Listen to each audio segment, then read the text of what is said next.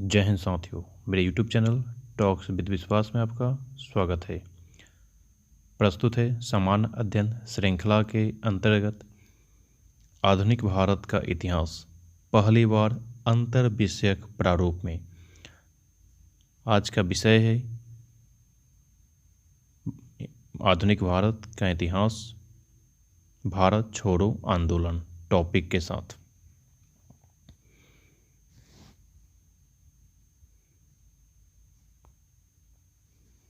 भारत छोड़ो आंदोलन की शुरुआत 9 अगस्त 1942 को महात्मा गांधी द्वारा बम्बई से प्रारंभ किया गया था। ध्यान देंगे, मुंबई उल्हास नदी के तट पर स्थित है। आंदोलन आरंभ होते ही ऑपरेशन जीरो आवर के तहत गांधी जी के साथ साथ कांग्रेस के अन्य शीर्ष नेताओं को गिरफ्तार कर लिया गया। याद रखेंगे, गांधी जी और सरोजनी नायडू को गिरफ्तार कर पूना के आगा खां पैलेस में और पंडित जवाहरलाल नेहरू, अबुल कलाम आज़ाद, गोविंद बल्लभ पंत, डॉक्टर प्रफुल्ल चंद्र घोष, डॉक्टर पट्टाभी सीतारमैया, डॉक्टर सैयद महमूद आचार्य कृपलानी को अहमदनगर किले में रखा गया। अहमदनगर महाराष्ट्र में ही है। ध्यान देंगे, आगा खां कप हॉकी से जुड़ा है। आगा खां कप जो है वो हॉकी से जुड़ा है। भारत छोड़ो आंदोलन में महात्मा गांधी और सरोजनी नायडू को भी अरेस्ट किया गया था और उन्हें पूना के आगा खां पैलेस में रखा गया था। कांग्रेस कार्य समिति के एक अन्य सदस्य डॉक्टर राजेंद्र प्रसाद बम्बई नहीं आए थे, इसलिए डॉक्टर राजेंद्र प्रसाद को पटना में ही गिरफ्तार कर पटना स्थित बांकीपुर जेल में रखा गया था। भारतीय राष्ट्रीय कांग्रेस का गठन 28 दिसंबर 1885 में एलन ऑक्टेवियन ह्यूम द्वारा बम्बई में किया गया था। देखिए, एलन ऑक्टेवियन ह्यूम आयरलैंड के रहने वाले थे और ये इंडियन सिविल सेवा ICS अधिकारी थे ये, है ना। और वे उत्तर प्रदेश के इटावा में कलेक्टर भी रहे थे। AO ह्यूम इन्हें ही कहा जाता है। और भारतीय राष्ट्रीय कांग्रेस के आजीवन महासचिव AO ह्यूम ही थे। AO ह्यूम का पूरा नाम जो है वह है एलन ऑक्टेवियन ह्यूम। भारत छोड़ो आंदोलन के समय ही गांधी जी ने करो या मरो का नारे का मंत्र दिया था। गांधी जी ने भारत छोड़ो आंदोलन के दौरान ही करो या मरो नारे का मंत्र दिया था ना।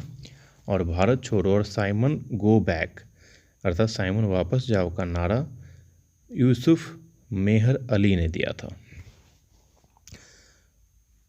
भारत छोड़ो आंदोलन के समय बम्बई के विभिन्न भागों से कांग्रेस गुप्त रेडियो का नियमित प्रसारण राम मनोहर लोहिया करते थे ना। और इनके साथ थे उषा मेहता भूमिगत रेडियो की सदस्यता थी।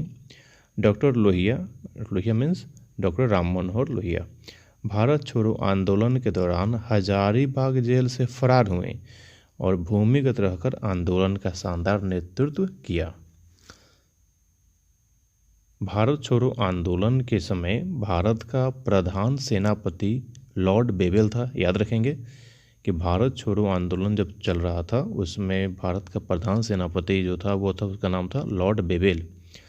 और लॉर्ड बेवेल वर्ष 1943 से 1947 तक भारत का गवर्नर जनरल और वायसराय भी रहा था। ये इस समय जब भारत छोड़ो आंदोलन जब चल रहा था तो उस समय भारत का वायसराय लॉर्ड लीन लिथगो और ब्रिटेन का प्रधानमंत्री विंस्टन चर्चिल था। यह महत्वपूर्ण प्रश्न है सब कि भारत छोड़ो आंदोलन के समय भारत का वायसराय लॉर्ड लीन लिथगो और ब्रिटेन का प्रधानमंत्री विंस्टन चर्चिल था। याद रखें कि ब्रिटेन की राजधानी लंदन थेम्स या टेम्स नदी के किनारे स्थित है। हम लोग हिस्ट्री पढ़ रहे हैं, लेकिन हिस्ट्री से कंसर्निंग अगर ज्योग्राफी है, पॉलिटी है, तो उसको भी देख रहे हैं। इसी को अंतर विषयक प्रारूप में अध्ययन कहते हैं। महाराष्ट्र के वर्धा में 14 जुलाई 1942 को अबुल कलाम आज़ाद की अध्यक्षता में हुई कांग्रेस कार्य समिति की बैठक में भारत छोड़ो नामक प्रस्ताव पारित किया गया था। देखिए, महाराष्ट्र में वर्धा है, वर्धा में 14 जुलाई 1942 को अबुल कलाम आज़ाद की अध्यक्षता में हुई कांग्रेस कार्य समिति की बैठक में भारत छोड़ो नामक प्रस्ताव पारित किया गया था। इस आंदोलन के समय कांग्रेस अध्यक्ष मौलाना कलाम ही थे। याद रखेंगे कि मौलाना अबुल कलाम आज़ाद भारत के प्रथम शिक्षा मंत्री थे, है ना। मौलाना अबुल कलाम आज़ाद जो हैं वो भारत के प्रथम शिक्षा मंत्री थे। 7 अगस्त 1942 को बम्बई के ऐतिहासिक ग्वालिया टैंक मैदान में आयोजित अखिल भारतीय कांग्रेस कमेटी की वार्षिक बैठक में भारत छोड़ो आंदोलन के वर्धा प्रस्ताव को स्वीकार कर लिया गया। 7 अगस्त 1942 को वर्धा प्रस्ताव को 7 अगस्त 1942 को बम्बई के ऐतिहासिक ग्वालियर टैंक मैदान में स्वीकार किया गया।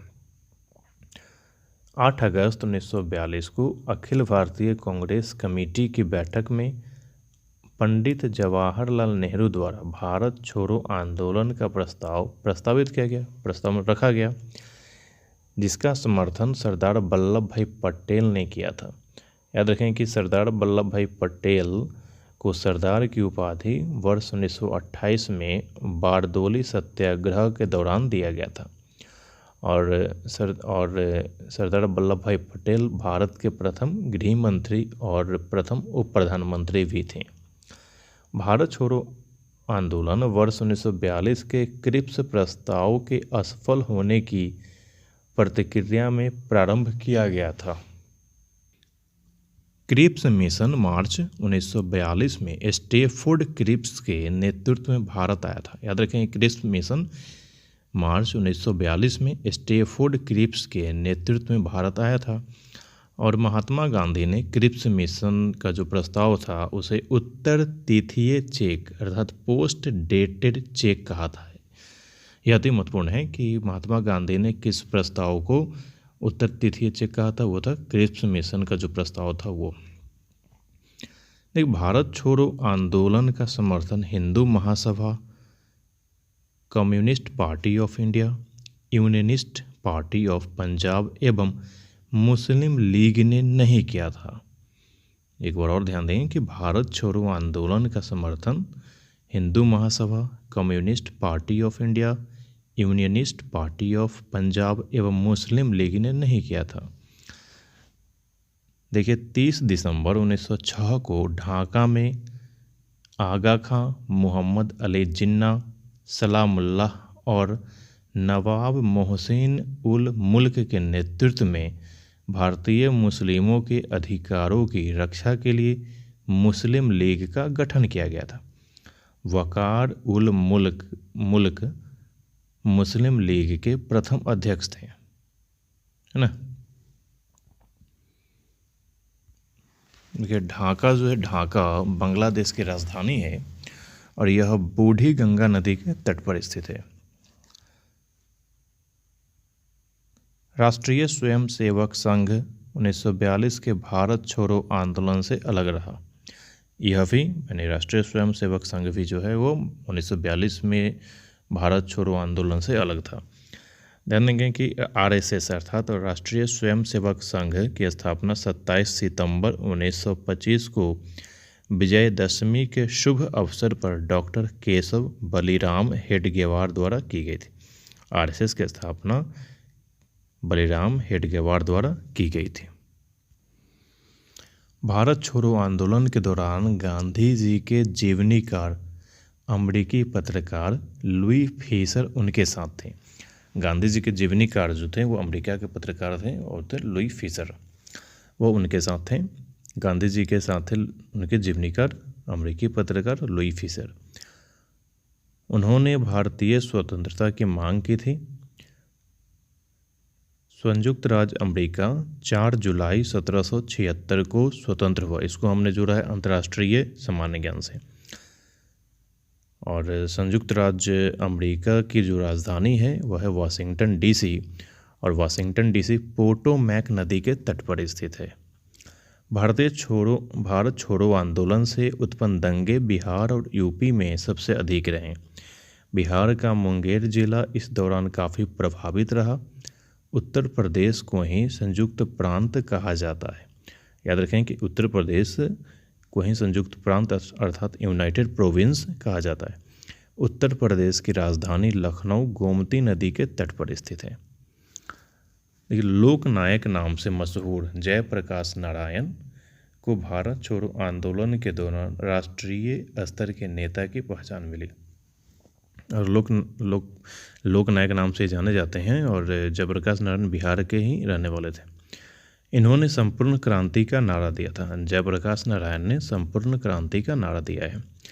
जयप्रकाश नारायण ने हजारीबाग सेंट्रल जेल से फरार होकर भूमिगत गतिविधियों को संगठित किया था।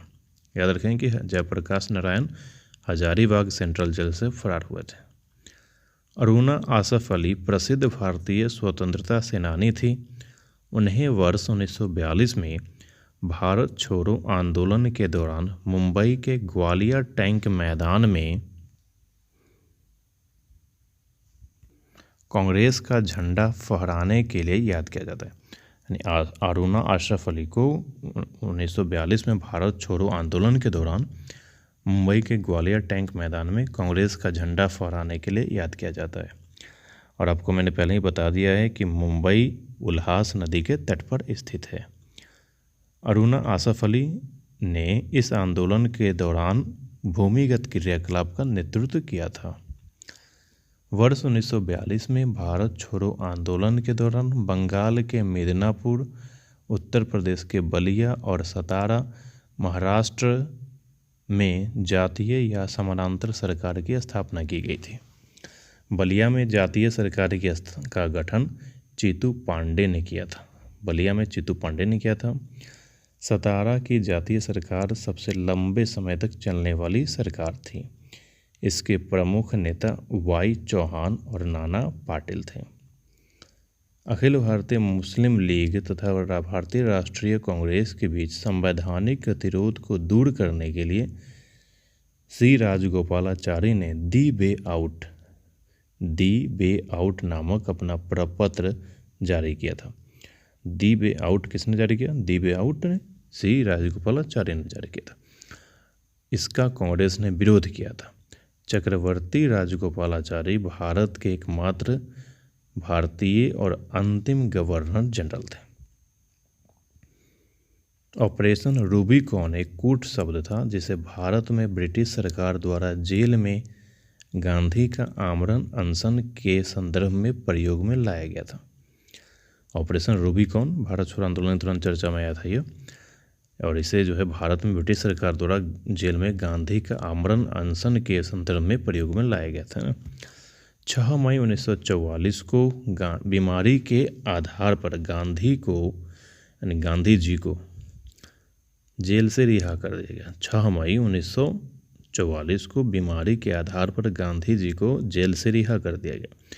इस पर प्रतिक्रिया व्यक्त करते हुए ब्रिटेन के तत्कालीन प्रधानमंत्री विंस्टन चर्चिल ने कहा कि जब हम हर जगह जीत रहे हैं, ऐसे वक्त में हम एक कमबख्त बुढ़े के सामने कैसे झुक सकते हैं जो हमेशा हमारा दुश्मन रहा है। तो विंस्टन चर्चिल जो ब्रिटेन के उस समय के प्रधानमंत्री थे, उन्होंने गांधी जी की रिहाई पर कहा कि जब हम हर जगह जीत रहे हैं, ऐसे वक्त में हम एक कमबख्त बुढ़े के सामने कैसे झुक सकते हैं जो हमेशा हमारा दुश्मन रहा है। और आपको पता होगा कि 15 अगस्त 1947 को भारत ब्रिटिश साम्राज्य से आज़ाद हो गया। मुझे पूर्ण उम्मीद है कि समान अध्ययन श्रृंखला का यह अंक आप सभी के लिए अत्यंत उपयोगी रहा होगा। धन्यवाद।